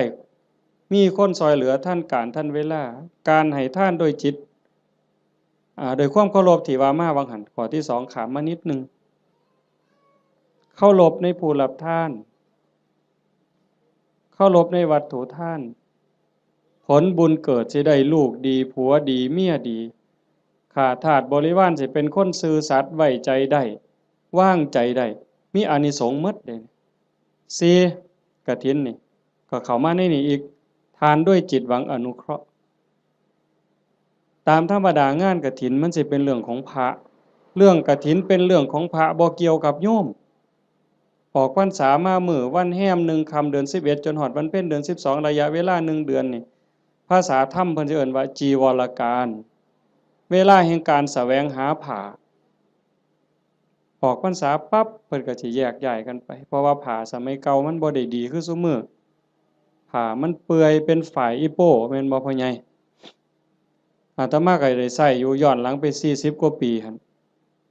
ฝ่ายตำเอาเองมันบ่ได้เหนียวบ่ได้หมั่นปานนี้มายิ่งสมัยก่อน 2,600 กว่าปีโยมว่ามันสิปานใดไปเก็บมาจากกองขยะผ้าห่อศพจังซี่ผ้าเปื้อนประจำเดือนไม่ออกก็ไปถิ่มจังซี่ผ้าไปฉีกก็มาต้มน้ำเลือดน้ำเหลืองออกซักน้ำออกมาเย็บเป็นผืนแต่บัดมื้อนี้ยายผู้เป็นเจ้าภาพพร้อมลูกพร้อมหลานเขียนหนังสือว่าสั่นก็ถือพานดอกไม้ไปกราบหลวงพ่อเจ้าอาวาสหลวงปู่หลวงตาครูบาอาจารย์บ่ต้องลำบากเด้อบ่ต้องกังวลเด้อเรื่องกฐินปีนี้ข้าน้อยสิพาลูกพาหลานพาพี่พาน้องเฮ็ดถวายดอกเด้อให้ครูบาอาจารย์สำบายใจได้ศึกษาธรรมะปฏิบัติธรรมะมาบอกมาสอนพวกผู้ค้านี่คือการให้ทานด้วยจิตหวังอนุเคราะห์นั่งเมื่อให้ทานด้วยจิตหวังอนุเคราะห์จังสี่ผลบุญมันเกิดในเมื่อผลบุญเกิดขึ้นมาปั๊บเพิ่นบอกว่าเฮาสิได้ใช้ได้สอยแต่สิ่งดีสิ่งงามของเหลือเลือกเขาก็เป็นของดีเขาเลือกไปหมดแล้วเหลือไว้อันเดียวเฮาเอามาใช้ก็สิเป็นของดีมีคุณภาพมีความคงทนอันนี้บุญได้เป็นผู้เอาให้บ่มีพระเจ้าทั้งใดโดนบันดาลบ่มีพระพรหมทั้งใดลิขิตแต่ว่าผลบุญผลกรรมของแต่ละคนที่ตนเองสร้างตนเองเฮ็ดมันสิส่งผลเองนี่ให้ทานโดยจิตหวังอนุเคราะห์กฐินก็ในหันจังว่ามันเป็นบุญหลายให้ทานโดยการบ่เบียดเบียนบ่เบียดเบียนตนเองบ่เบียดเบียนผู้อื่นก็คือในงานนี่บ่เห็นเหล้าเฮาบ่เบียดเบียนเขาโดยเอาเหล้ามาเกลือเขามันดีซั่นบ่คันด้วยความเข้าใจด้วยความมักก็สิว่ามันดีแต่เว้าด้วยความเป็นจริงโยมก็คิดเบิ่งบัดคันว่ามันดีเลี้ยงเหล้ามันดีนี่ลูกเฮาน้อยๆเอาเหล้ากอกมันเบิ่งสมมุติไปเล่นในบ้านผู้เฒ่าจับเอาเหล้ากอกหลานเฮานี่ยายสิว่าจังไดยามผัวเมาเหล้านี่สำบายใจบ่ไปนั่งกินอยู่นั่นก็เคิกเวลาเฮ็ดนาแล้วอันนั้นบ่ทันเมาได้แต่นั่งกินอยู่นั่นก็บ่แห้งแล้วเธอเมาล้มป่องงองนอนคาบหญ้าหมาเลียปากอยู่หั่นบัดลูกก็อยากอายคนเมียก็อยากอายคนเคิกเวียกไปอีกเป็นมื้อดีบ่ดีทะเลาะวิวาทตีกันหัวล้างข้างแตกขึ้นโรงขึ้นศาลอีกหวยแขนหักขาขาดพิกลพิการลูกกำพร้าเต็มบ้านเต็มเมืองนี่ย้อนเหล้ายังสิว่าดีอยู่อำเภอรัตนะนี่บ่ปานใดดอกเนาะไกลสุรินทร์จักหน่อยคนสุรินทร์ไม่กินสุรายังว่าหมาสุรินทร์เสยอยู่เว้ยแต่ว่าซุมื้อมันเปลี่ยนแล้วเนาะไปอยู่ศรีสะเกษแทนแล้วบัดนี้อันนั้นก็บ่ยอมแพ้คือกันในทางนั้นก็ได้แต่ว่าเฮานี่มันพัฒนามาแล้วโยมเห็นบ่มันบ่ดีเฮาก็จังทำบุญโดยการบ่เบียดเบียนคันเฮาทำบุญด้วยการไม่เบียดเบียนนี่พระพุทธเจ้าเพิ่นบอกว่าเมื่ออานิสงส์เกิดผลบุญมันทรงเต็มที่เฮามีดินมีดอนมีไหมีนาเรือนซ่านบ้านซองทรัพย์สินสมบัติโจรลักบ่ได้ไฟบ่ไหม้ของเฮาลมบ่พัดของเฮาให้เสียหายเห็นบ่เพิ่นจังว่าเฮ็ดบุญกฐินมันได้บุญหลายมันก็แม่นกันเฮ็ดเป็นบ่เป็นก็จอดคือกันลงทุนเป็นแสนเป็นล้านก็ลองเบิ่งติล่ะคันเฮ็ดแบบว่าน่ะนี่ขาหมูขางัวสั้นขาสังลางไว้นี่ผู้ใดมาก็ปาดก้อยซกเล็กอยู่กับนี่โลดเอาลองเบิ่งเหล้าก็เอารถมาจอดไว้นี่อยากกินเท่าใดก็กินนี่มันจะบ่ตีกันหัวล้างข้างแตกอยู่นี่เจ้าภาพสิไปอยู่ไสล่ะเจ้าว่ากินบ่อิ่มด่าเจ้าภาพอีกเมามาหากใส่เจ้าภาพเสร็จอีกลองเบิ่งเป็นบุญบ่ใดบัดนี้บ่มีแต่ว่าคันแนวนี้แม่ป้าพ่อลุงแม่ใหญ่จักมาแต่ไสนี่มานั่งฟังเทศน์ฟังธรรมนำกันด้วยความสงบงามอันนี้มันเกิดบุญมื้อนี้จะเว้าเรื่องกฐินจักนิดนึงแต่ว่ามันจะได้บุญหลายแนวใดถ้าเบิ่งเอาแต่ซ้ำสายตาเฮาเห็นคันเป็นบุญอย่างอื่นบุญแจกข้าวบุญอัฏฐาซื่อๆโยมก็บ่เฮ็ดคักปานนี้อันนี้เตรียมการโดนเป็นแห้มเดือนแห้มปีตั้งต่อเพราะว่าเฮาเชื่อว่ามันเป็นบุญ บอกลูกบอกหลานว่าลูกเอ้ยหลานเอ้ยทั้งลูกไผ่ลูกเขยหมู่เจ้าเก็บเงินเด้อออมเงินเด้อประหยัดแน่แม่สิพาเฮ็ดบุญกฐินหาพ่อใหญ่แม่ใหญ่หาปู่หาย่าหาพ่อผู้มีพระคุณในวงตระกูลเฮาอย่าสะเอาแต่สองนี่เด้บ่แม่นเพียงแค่ตาพ่อใหญ่ตาแม่ใหญ่พุทธบุญรัตน์อย่างเดียวพ่อแม่ในอดีตปู่ย่าตาทวดในชาติก่อนภพก่อน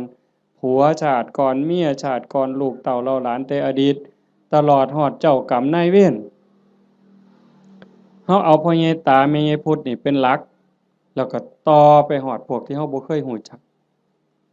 นั่นคือพวกเหล่านั้นเพิ่นอาจจะรอคอยรับบุญรับกุศลที่โยมเฮ็ดอยู่เฮาจะบ่ขี้ทีแฮ่งให้แฮ่งได้อย่าไปเว้าเด้มันเรื่อยๆอยู่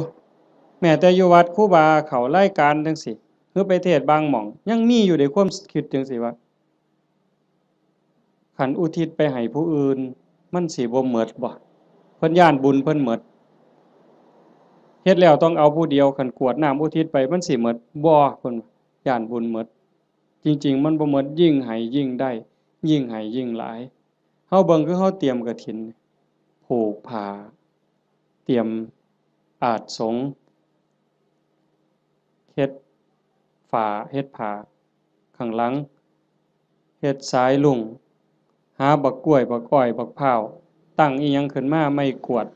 หามากกกล้วยกกอ้อยหามากองกฐินนี่มันยิ่งใหญ่ความตั้งอกตั้งใจจังซี่มันก็ก่อให้เกิดบุญพอเฮาเฮ็ดด้วยศรัทธาเฮ็ดด้วยความเคารพเฮ็ดด้วยความตั้งใจนี่อานิสงส์มันหลายแล้วก็อีกอย่างหนึ่งหลังจากเฮานอกจากเฮาจะเฮ็ดด้วยความตั้งอกตั้งใจด้วยความศรัทธาแล้วประโยชน์มันเกิดกับพระพอประโยชน์เกิดกับพระที่เอิ้นว่าอานิสงส์เกิดกับพระแล้วมันก็ยังย้อนมาใส่โยมแม้แต่เฮาบ่เฮ็ดจังซี่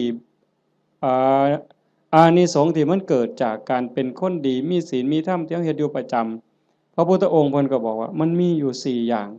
อันนั้นคือสากลสิใส่บาตรหน้าบ้านหน้าเรือนซอยเหลืองานสาธารณะจังซี่งานวัดงานโรงเรียนงานตำรวจงานอนามัยเฮาไปซอยด้วยความตั้งใจด้วยความจริงใจเพิ่นว่า1ชื่อเสียงอันดีฟุ้งกระจรไปไกลก็แม่นอีหลีคันโยมเป็นคนดีมีจิตใจเอื้อเฟื้อต่อโลกต่อสังคมชื่อเสียงอันดีฟุ้งกระจรไปไกล2คนดีย่อมคบหาดีดูดดีชั่วดูดชั่วพวกเล่นไพ่มันก็บ่ได้มาติดประกาศผู้ใหญ่บ้านบ่ได้ประกาศเอิ้นเด้มื้อนี้เด้อผู้ใดสิไปเล่นไพ่ไปส่งนั่นเด้อเขายังขาดขาอยู่ผู้ใหญ่บ้านบ่ได้ประกาศเด้ไปเองหมู่มันอืมสิกินเหล้าก็บ่ได้เอิ้นประกาศมาเด้อตอนนี้มาแล้วเหล้าขาวก็มาแล้วเหล้าสีก็มาเบียร์ก็มาหมดทุกยี่ห้อฟ้าวมาบ่ได้เอิ้นไปเองมันดูดกันไปดีดูดดีชั่วดูดชั่วอันซุ่มไปวัดปฏิบัติธรรมนั่งสมาธิอันนี้ก็บ่ได้ยากคือกัน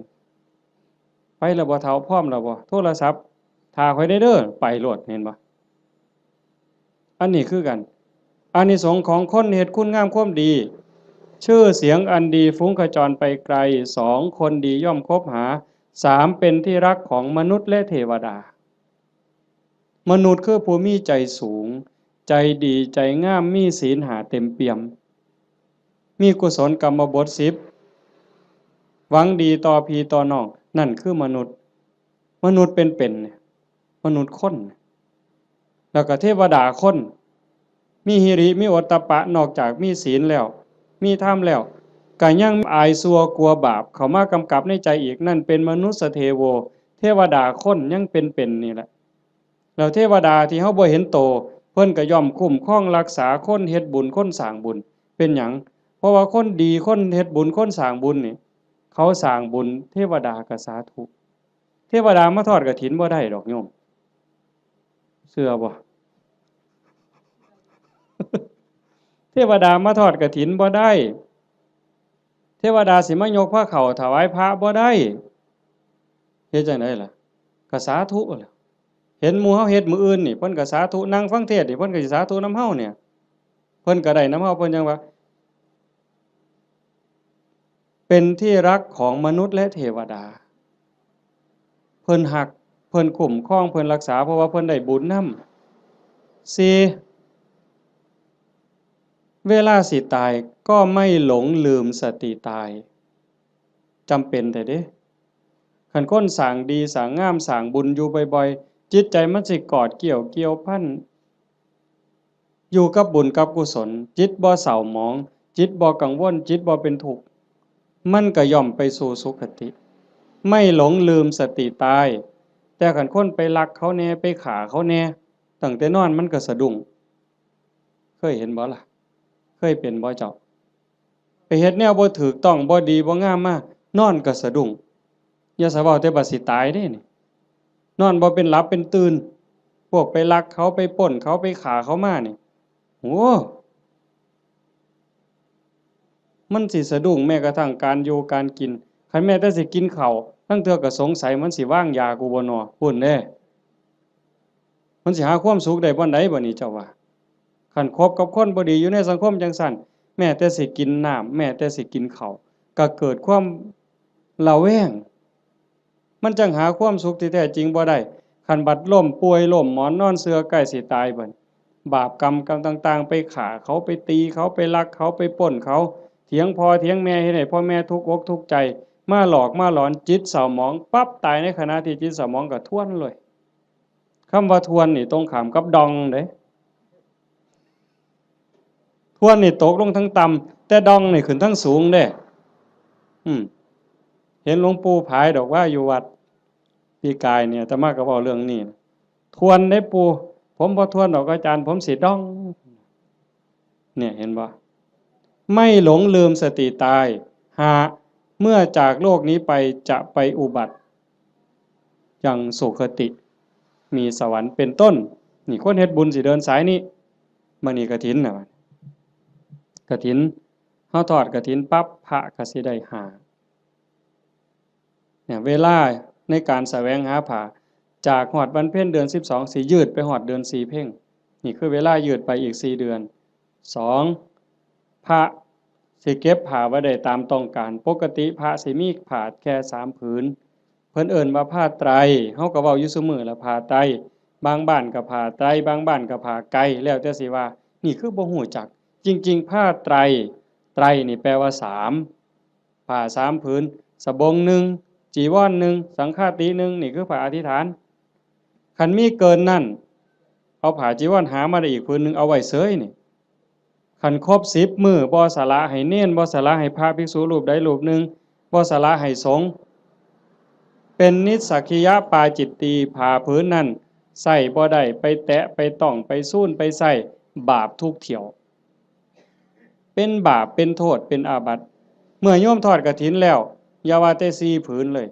เอาไว้เต็มเฮือนนี่ก็บ่เป็นหยังเอาไว้เต็มเดินวัดก็บ่ผิดนี่คืออานิสงส์ที่พระได้เก็บผ้าไว้ได้ตามต้องการ3เมื่อจากอาวาสสิไปไสก็ตามไม่จำเป็นต้องเอาผ้าไปครบสำรับบางหันว่ามีเกิน3บ่ได้มื้อนี้ขาด3บ่ได้บัดนี้ข้อที่3เพิ่นเอิ้นว่าปราศจากจีวรสมมุติว่ามันบ่ทันได้ออกพรรษาบ่ทันได้รับอานิสงส์พรรษาอานิสงส์กฐินอาตมาอยู่วัดเคยมันเป็นวัดป่าเนาะกุฏิอยู่ไกลๆจังซี่ยามมื้อแลงนุ่งผ้าสบงสงน้ำมาตากไว้อยู่กุฏิบัดยามมื้อเช้ามาทำวัดอยู่ศาลามาอยู่พี่อยู่ศาลาจนแจ้งผ้าสบงผืนนั้นไปใส่อีกบ่ได้มันเป็นผ้าขาดราตรี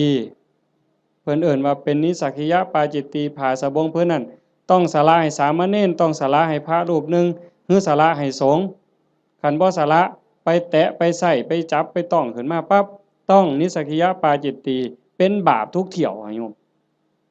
แต่ในเมื่อโยมทอดกฐินแล้วปั๊บได้รับอานิสงส์อย่าสว่าแต่อยู่ในวัดเอาผ้าถิ่มไว้ในวัดพู้นไปเที่ยวเล่นอเมริกาเสยคิดม่วนพู้นขี่ยานอวกาศไปเล่นดาวอังคารเสยบ่บาปบ่ผิดอานิสงส์ที่โยมทอดกฐินมันคุ้มครอง4 ฉันคณะฉันเป็นวงได้ฉันปรัมประฉันดูได้ที่จริงพระพุทธเจ้าเพิ่นขอร้องให้พระนี่ฉันในบาตรมันบ่ยากกับผู้อื่นแล้วก็ฉันเทื่อเดียวเฮาบ่ได้ทำให้ทำหน้าบ่ได้ไปแบกไม้ไงต่อหากินเองบ่ได้กินดูหลายโยมเขายากเหมือนสิซะ ออกซื้ออาหารบ่ได้จังซี่แต่มอโยมทอดกฐินแล้วปั๊บก็สามารถ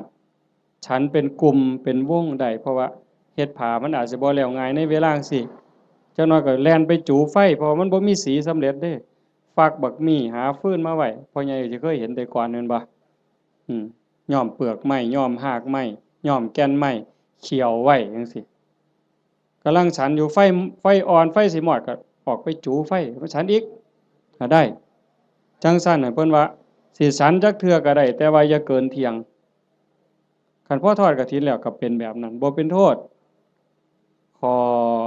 ที่5บัดที่พระได้ลาภสักการะที่เกิดขึ้นคือของที่เขากองกฐินไปถวายมื้ออื่นเป็นของพวกเธอที่จำพรรษาในอาวาสนั้นพระในวัดบ้านเฮานี่วัดอีหยังบ้านวัดค่ำศรีบ่วัดค่ำศรีบ้านบึงพระที่จำพรรษายังวัดค่ำศรีบ้านบึงนี่เป็นผู้ได้รับของทั้งหมดเนี่ยเจ้าคณะจังหวัดสุรินทร์มันร่วมนำหรือสิสมเด็จสังฆราชมาร่วมรับกฐินนำมื้ออื่นก็บ่ได้ดอกโอ้ข่อยเป็นสังฆราชเด้อผ้าพื้นนี่ข่อยสิเอาดอกถูกใจแท้ๆบ่ได้เด้โยมบ่ได้นอกจากพระวัดเฮาสิตกลงปรงใจถวายจังสิได้เป็นของภิกษุที่อยู่ในวัดเราโยมได้หาขอจำได้ล่ะตัวพระได้หาขอไหม1เวลายืดไปฮอดเดือน4แม่นบ่2เก็บผ้าไว้ได้ตามต้องการ3ไปปราศจากจีวรก็ได้4ฉันคณะฉันปรัมประออกชื่อโภชนะได้เพิ่นจังเฮาสิได้ยินครูบาอาจารย์เพิ่นบอกเรื่อยๆว่านิมนต์ฉันเพลนิมนต์ฉันจังหันบ่แม่นว่าอาจารย์นิมนต์ฉันตำบักหุ่งบ่ได้อาจารย์นิมนต์ฉันต้มปลาอันนี้ก็บ่แม่นนิมนต์ฉันข้าวอันนี้ก็บ่แม่นคันรับกฐินแล้วก็ได้อยู่จังซี่นะแต่เฮาก็บ่จำเป็นก็จักสิไปว่าเฮ็ดหยังเนาะก็แล้วไปดอกบัดนี้โยมได้หยังบัด1อายุยืนผู้ทอดกฐินผู้ร่วมไปอนุโมทนากฐินสิได้ประโยชน์คืออานิสงส์1อายุยืนชาตินี้อาจจะทันบ่ทันก็บ่แน่บาปเก่ากรรมเก่าที่เฮ็ดไว้มันอาจกำลังส่งผลอยู่คันบุญเก่าบ่แห้งพอมันก็ต้องไปตามนั้นแต่คันเฮาเฮ็ดด้วยความตั้งใจชาติต่อไปภพต่อไปผลบุญมันตามส่งนี่1อายุยืนทั้งตัวเลข80ปี90ปี100กว่าปีแข็งแรงบ่แม่นนอนอยู่ในห้อง ICU ว่าอายุหลายปานใด100ปีโอ้ก็บ่พอใจดอกแนวนั้นเนาะนอนในห้อง ICU ให้อาหารทางสายยางหันใจเองก็บ่ได้ก็จักสิยืนไปหยังล่ะเว้ยแต่ก็บ่แม่นแต่ตัวเลขซ้ำนั้นผมก็ยืนผมบ่งอกง่ายบ่โลนง่ายจังซี่นะแขวก็ยืนบ่ขูบ่ลนบ่โยกบ่ค้อนนี่ตาก็ยืน70ปี80ปีห้อยก้นเข็มปั๊บแง่ปั๊บดึงจักโลดนั่นคือบุญเด้น่ะคันผู้บุญบ่หลายบัดนี้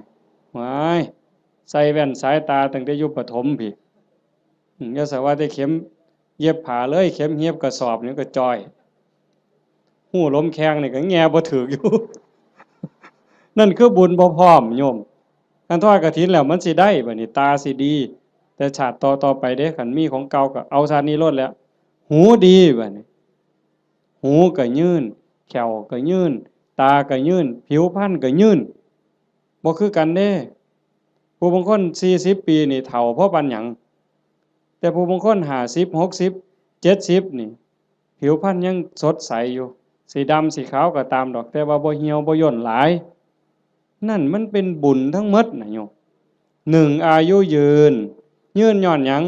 ยืนย้อนโยมถวายกฐินแล้วพระสามารถบ่เป็นโทษทางพระวินัยได้รับอานิสงส์ยืดไปฮอดเดือน4นี่คือมันตอบกันทันที2แม่เว้ย2โยมสิรวย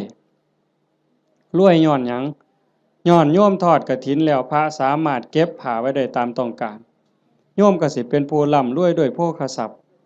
แก้วแหวนเงินทองเอียงต่างๆอย่างเว้ามาหั่นแหละสามโยมมีทรัพย์สินสมบัติขึ้นมาแล้วโจรลักบ่ได้ไฟบ่ไหม้ลมบ่พัดพระราชาบ่ยึดเขาเป็นของหลวงเป็นหยังย้อนโยมทอดกฐินแล้วพระเพิ่นสามารถไปปราศจากจีวรเอาผ้าไปบ่ครบก็ได้พระวินัยบ่ผิดบ่พลาดตรงนั้นคุ้มครองทางโทษพระวินัยให้ก็เลยเกิดมาคุ้มครองทรัพย์โยมอานิสงส์มันว่าคุ้มครองตรงนี้โยมถวายกฐินแล้วพระรับผ้าไว้ได้ตามต้องการก็เฮ็ดให้โยมรวยสี่โยมทอดกฐินปั๊บพระฉันเป็นวงได้ฉันปรัมปราออกสื่อโภชนาได้โยมสิได้รับอานิสงส์บ่ต้องศาสตราบ่ต้องอาวุธบ่กินของแสลงบ่ต้องยาพิษแม้กระทั่งเขาเจ้าว่างยาใส่ยาเฮาก็สิปลอดภัยพุ่นเด้บ่ผิดกระบูนเป็นโรคภัยเจ็บไข้ได้ป่วยสิบ่เป็นกินของแสลงบ่ผิดโรคจากอาหารการกินเหล่านั้นอันนี้คืออานิสงส์จากการได้ทอดกฐินข้อที่สี่ข้อที่ห้าคันเฮาเกิดมาเป็นผู้หญิงชาติต่อไปพบต่อไปสิงามหน้าตาดีผิวพรรณดีสวดทรงดีเฮาสิเคยเห็นผู้บางคนงามงามหน้าตางามแต่ว่าหุ่นบ่ดีสวดทรงบ่ดีบางเทื่อหน้าตางามแต่ว่าแขนรีบเนี่ยมันบ่เกิงกันผู้บางคนหน้าตางามแต่ว่ารูปร่างบ่ดีผู้บางคนรูปร่างดีดีเด้อเบิ่งทั้งหลังห้วยบ่แม่นสิแม่นนางงามจักรวาลซั่นบ่แงกหน้ามาว่าแม่นยักษ์สดน้ำร้อนมันเป็นจังไดยายมันเป็นจังไดยักษ์สดน้ำร้อนนี่ข้อยบ่เคยเห็นดอกเว้ยคันเห็นแต่อยู่หน้าโบสถ์ตั้งแต่มันยืนอยู่มันก็เป็นตางึดแม่งคันมันสดน้ำร้อนอีกมันสิเป็นแนวใดเนาะอันนั้นแต่คันเอาทอดกฐินแล้วเป็นผู้หญิงข้อที่ห้านี่อานิสงส์ข้อที่ห้าสิงามคันเกิดเป็นผู้ชายชาติใดชาติหนึ่งคันได้เกิดพร้อมพระพุทธเจ้าสมัยที่มีพระพุทธเจ้ายังทรงมีพระชนมายุอยู่สิได้ฟังธรรมต่อเบื้องพระพักตร์ฟังเทศน์ที่พระพุทธเจ้าเทศน์ให้ฟังแล้วสิได้บรรลุธรรมบรรลุธรรมแล้วขอบวชพระพุทธเจ้าบวชให้พระพุทธเจ้าเป็นอุปัชฌาย์คันเว้าภาษาเฮาเอหิภิกขุอุปสัมปทานั่นคืออานิสงส์จากการทอดกฐินมันบ่น้อยเด้โยมจังซั่นจังพากันตั้งอกตั้งใจเด้อลูกเต้าเหล่าหลานก็ตามเด็กเล็กเด็กน้อยก็ตามโยมแม่ออกผู้เป็นเจ้าภาพหลักตุ่มพี่ตุ่มน้องถือว่าเป็นประมุขเป็นประธานเป็นหัวหน้าเทวดาให้เฮ็ดใจให้ม่วนๆบ่ได้เฮ็ดดูปานใดดอกปีนี้อาตมาก็จะเฮ็ดอยู่หลังจากแล้วอยู่วัดวันที่21 22ทอดอยู่วัดวันที่25อาตมาสิไปทอดอำเภอเสรภูมิจังหวัดร้อยเอ็ดก็อยากได้คือกันนะโยมอยากเฮ็ดบุญคือกันก็พยายามมีโอกาสบ่ใดก็จะเฮ็ดให้เฮาได้ตั้งอกตั้งใจรักษาใจเจ้าของในจากนี้ไปให้มันงามๆไผสิว่าจังใดก็สร้างสิเกิดอิหยังขึ้นก็ให้ใจเฮาสงบให้ใจเฮางามเพื่อมันสิเป็นแรงเกื้อหนุนส่งจิตวิญญาณเฮาให้ไปที่ดีที่งามไปสู่ที่ชอบที่สุขตินอกจากนั้นเฮาก็มีความหมายมั่นปั้นมือว่าสิอุทิศบุญกุศลให้บุคคลผู้มีพระคุณเป็นพ่อเป็นแม่ปู่ย่าตายายผู้มีพระคุณทั้งหลายที่เฮาฮักเฮาแพงตลอดถึงเจ้ากรรมนายเวรที่ว่าไปว่าหั่นว่าได้เฉพาะปรัตถตูปชีวีอันนั้นคือได้ทันทีแต่นอกจากนั้นสิเป็นสัตว์นรกก็ตามเป็นเปรต11จางนั่นชนิดนั้นก็ตามอสุรกายสัตว์เดรัจฉานเทวดาอินทร์พรหมคันเพิ่นได้เห็นการกระทำที่งดงามคือโยมเฮ็ด1 ชั่วโมงกับ25 นาที20 กว่านาทีที่เฮาฟังธรรมมานี่เฮาเงียบเฮาสงบเฮาตั้งใจมองนี่บ่ว่าดวงจิตดวงใดดวงวิญญาณดวงใดก็แล้วแต่สิล่องลอยมาพบมาพ้อมาเห็น อดบ่ได้ย่อมอ่อนซ่อนย่อมอนุโมทนาเพิ่นสิได้นำเฮาตอนเพิ่นอนุโมทนายินดีนำอ่อนซ่อนนำอันนี้นักปราชญ์ก็ยกย่องบัณฑิตก็สรรเสริญแม่นพระพุทธเจ้ามาพบมาพ้อเฮานั่งฟังเทศน์สมโภชกองกฐินอยู่จังซี่พระองค์ก็ย่อมอนุโมทนาสาธุจังซั่นจังว่าบุญตรงนี้เกิดแน่ๆเกิดหลายซ้ำเด้บ่แม่นแต่อาตมาเว้าโยมได้ไหว้พระโยมได้ถวายทานโยมได้สมาทานศีลได้ฟังพระเพิ่นสวดมาติกาสักบงสุกุลเฮาได้ฟังเทศน์ฟังธรรมด้วยความเคารพอันนี้คือกิริยาอาการที่เป็นบุญปุญญกิริยากุศลกิริยามันกลายเป็นบุญเป็นกุศลให้โยมเฮ็ดไปเรื่อยๆจนกว่าสิบ่มีลมหายใจบ่อิ่มบ่เต็มบ่เพียงบ่พอง่ายอย่าว่าพอแล้วล่ะอย่าว่าพระพุทธเจ้าตรัสรู้เป็นพระสัมมาสัมพุทธเจ้าแล้วมีมื้อใดที่พระพุทธเจ้าบ่เฮ็ดบุญบ่เป็นแบบเป็นอย่างบ่สอนธรรมแม้กระทั่งลมหายใจสุดท้ายสิมาถึงนอนเหยียดลงแล้วที่สารวโนทยานเมืองกุสินาราก่อนใจสิดับลงพระองค์ก็ยังได้ตรัสสังขารทั้งหลายมีความเสื่อมไปเป็นธรรมดาเธอทั้งหลายจงตั้งตนในความไม่ประมาทประโยชน์ตนก็อย่าประมาทประโยชน์คนอื่นก็อย่าประมาทประโยชน์ทั้งสองฝ่ายก็อย่าประมาทให้รีบสร้างรีบทำเห็นบ่เฮาก็คือกันโยมท่านก็เฮ็ดศีลก็รักษาภาวนาก็ภาคเพียรอ่อนน้อมถ่อมตนต่อผู้หลักต่อผู้ใหญ่ผู้เฒ่าผู้แก่พระสงฆ์องค์เน้นซอยขนขวายในกิจที่ชอบอันใดที่เป็นประโยชน์ออกเหงื่อออกแห้งซอยกันเฮ็ดช่วยขนขวายในกิจที่ชอบฟังธรรมแสดงธรรมอนุโมทนาบุญอุทิศส่วนบุญทำความเห็นให้ถูกต้องถูกตรงอย่างน้อยๆเชื่อว่าบาปมีบุญมีชาติหน้าชาติก่อนนรกสวรรค์มีจริงอันนี้คือต้นเหตุสาเหตุทางเกิดแห่งบุญจึงขออนุโมทนาสาธุกับญาติโยมสุโขสุคนเด้อท้ายที่สุดก็ขอรัตนะอ้างอิงเอาอำนาจแห่งคุณพระศรีรัตนตรัยคุณของพระพุทธเจ้าพระธรรมพระสงฆ์และอำนาจแห่งบุญกุศลคุณงามความดีที่มีทั้งหมดทั้งมวลในสากลจักรวาลจงหลอมร่วมมาเป็นตบะเป็นเดชะเป็นพลวปัจจัยอำนวยหนุนส่งไปถึงดวงจิตวิญญาณของโยมพ่อใหญ่ตาแม่ใหญ่พุทธบุญรัตน์ตลอดถึงญาติโกโหติกาปู่ย่าตายายผู้มีพระคุณทั้งหลายสรรพสัตว์ทั้งหลายเจ้ากรรมนายเวรของญาติโยมทั้งหลายหากว่าสามารถรับรู้รับทราบได้ด้วยตนเองก็จงอนุโมทนาสาธุรับเอาหากบ่สามารถสิรู้ทราบได้ด้วยตนเองก็ขอฝากข่าวบุญข่าวกุศลที่โยมพ่อใหญ่อ่อนแม่ใหญ่สมศรีสมบัติโยมภาวิรัตน์วิภารัตน์โยมทวีศักดิ์สาฤทธิ์ดีโยมพ่อใหญ่สังงาโยมกาญจนาโยมสิริพรโยมกิตติบุญรัตน์โยมชูชาติผลกังวานโยมแม่ใหญ่สมบูรณ์กตศิลาโยมประจวบโยมมณีรัตน์สมุทรหลาโยมหานโยมชาญชัยโยมดวงธิดากตศิลาโยมพรณภากตศิลาโยมไกรสอนโยมจันทิราตะการจันทร์พร้อมทั้งญาติโยมหมดสุขุสุคนได้สร้างได้ทำในข้าวครั้งนี้ฝากไปกับปวงเราเทพเทวดานางธรณีภูมิญาณวิถีอันเป็นทิพย์จงนำข่าวบุญส่วนนี้ไปแจ้งแก่ดวงจิตวิญญาณพ่อใหญ่ตาโยมแม่ใหญ่พุทธบุญหลาดพร้อมทั้งปู่ย่าตายายผู้มีพระคุณบุคคลอันเป็นที่รักของท่านเจ้าภาพของญาติโยมทั้งหลายให้ได้รับรู้รับทราบแล้วจงอนุโมทนาสาธุรับเอาหากว่ามีความทุกข์ก็ขอบุญกุศลส่วนนี้จงถ่ายถอนให้ได้พ้นไปจากความทุกข์หากว่ามีความสุขดีอยู่แล้วก็ขอให้ได้มีความสุขยิ่งขึ้นไปสุดท้ายขอบุญกุศลเหล่านั้นจงสะท้อนย้อนกลับมาปกปักรักษาคุ้มครองญาติโยมสุขสุขคนให้เป็นผู้แกล้วกล้าอาถรรพ์ร่าเริงในการสร้างบุญสร้างกุศลสร้างคุณงามความดีให้ยิ่งขึ้นไป